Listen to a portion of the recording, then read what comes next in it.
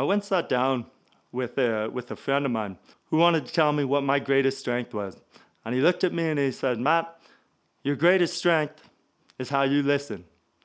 When I'm with you, I feel like you're listening to what I have to say, that you care, and that always really means a lot to me, and I think is a fairly rare thing in people. As we talked and as I thought about it, I thought it was interesting how someone who ends up being deaf or nearly deaf and hard of hearing can have listening as his greatest strength, according to this friend of mine. It became clear to me this statement that has become kind of my life motto: the obstacle is the path. And this situation is a simple way to demonstrate that the obstacle, the greatest obstacle that I face every day, is my hearing or my lack thereof. I have to wake up, I have to deal with those challenges in communication with my family, with my small children, at the gym, the business I run. All through life, there's no escaping that challenge. But it's only through that challenge that I've found my greatest strength,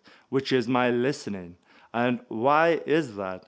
It's because of the obstacle that I face gives me no chance, no choice but to be a good listener. If I'm not listening closely, if I'm not paying full attention to people, being a lip reader, I have no idea what they're saying. I won't be able to communicate. I won't be able to do anything. I won't be able to function in this world. So it's through my greatest obstacle, that lack of hearing, that I'm taken to my greatest strength, being my listening. The word crisis comes from Greek.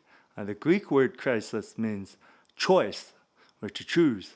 And with the obstacle being the path, the obstacle, I think, could be seen as a crisis sometimes.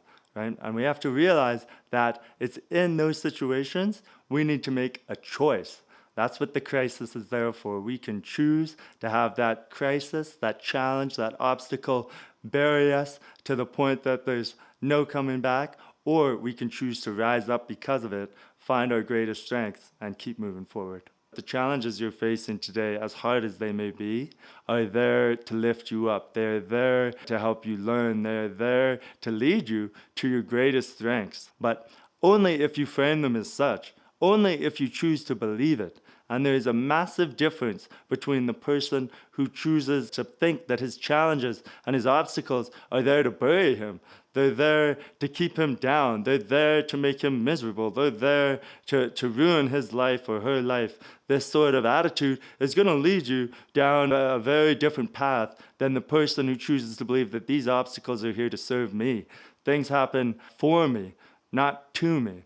And I'm going to choose to take those obstacles. I'm going to face them. I'm going to grow. I'm going to learn. I'm going to do whatever I can. And I'm going to keep going. And I'm going to find those strengths. And when you know the strength is in that obstacle, that's the seed for great growth in your life, it's a lot easier to be optimistic. It's a lot easier to face those challenges. And it's going to have a bigger impact, not just on your life, but you're going to prove to other people as well that their challenges are there to serve them, not to bury them. Choose wisely.